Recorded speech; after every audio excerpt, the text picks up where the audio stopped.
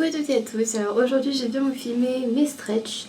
Je vais passer d'un 14 mm à un 16 mm avec des tunnels en silicone que je vous avais présenté dans ma dernière vidéo. Donc c'est pas forcément la meilleure méthode, de base c'est pas très recommandé de se stretcher avec du silicone, mais moi je le fais depuis que je suis en 8 et j'ai jamais eu de problème particulier.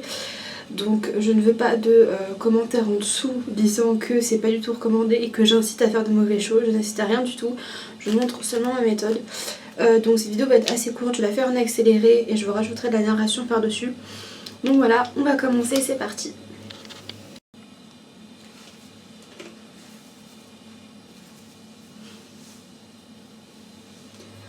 Donc on va commencer par bien s'attacher les cheveux. Ensuite on va venir se laver les mains, c'est très important, l'hygiène pour les écarteurs.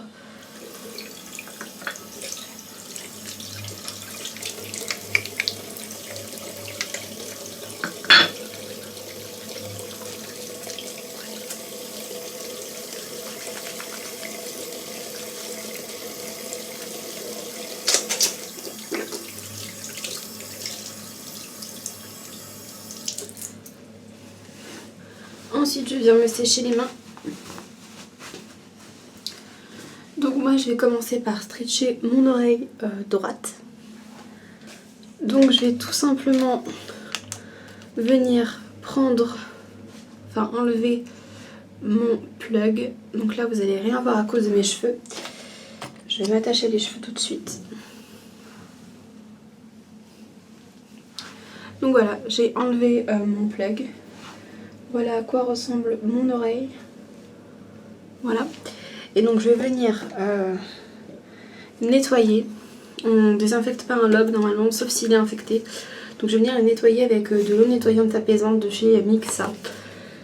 Pareil, j'ai toujours fait comme ça et je trouve que ça laisse une sensation plutôt agréable et ça laisse une odeur assez rafraîchissante, parce que vous allez voir qu'avec le temps, plus vous allez élargir vos écarteurs et plus vous allez sentir de la lymphe. C'est en fait un liquide que sécrètent les parties qui ont été percées et écartées pour cicatriser. Donc plus vous allez augmenter et plus en fait votre oreille va sécréter cette lymphe, et cette lymphe a une odeur assez particulière, donc vaut mieux quelque chose de parfumé et de doux pour enlever un peu cette odeur qui peut être un peu désagréable si jamais vous n'avez pas l'habitude. Donc je vais venir bien nettoyer mon lobe avec la petite solution.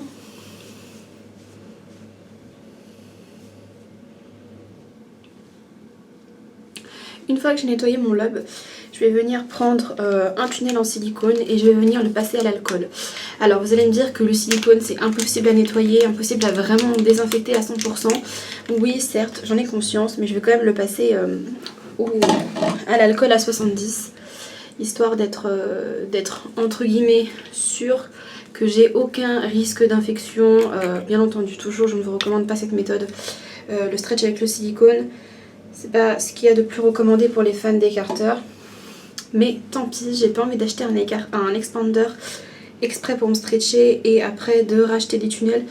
Je vois pas trop l'utilité et moi j'ai toujours fait comme ça. Donc moi ce que je fais, une fois que je l'ai bien passé dans le coton imbibé d'alcool à 70, je vais venir le mettre dans mon oreille. Donc pour ça, on va pas l'enfiler comme ça.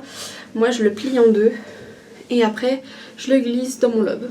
Donc on va faire étape par étape. Donc on va glisser une première partie et ensuite je glisse la deuxième partie. On va entendre un petit clac. Donc c'est quand la partie en fait est passée. Et là je vais tout doucement, je dis bien tout doucement, relâcher le tunnel pour que ça écarte.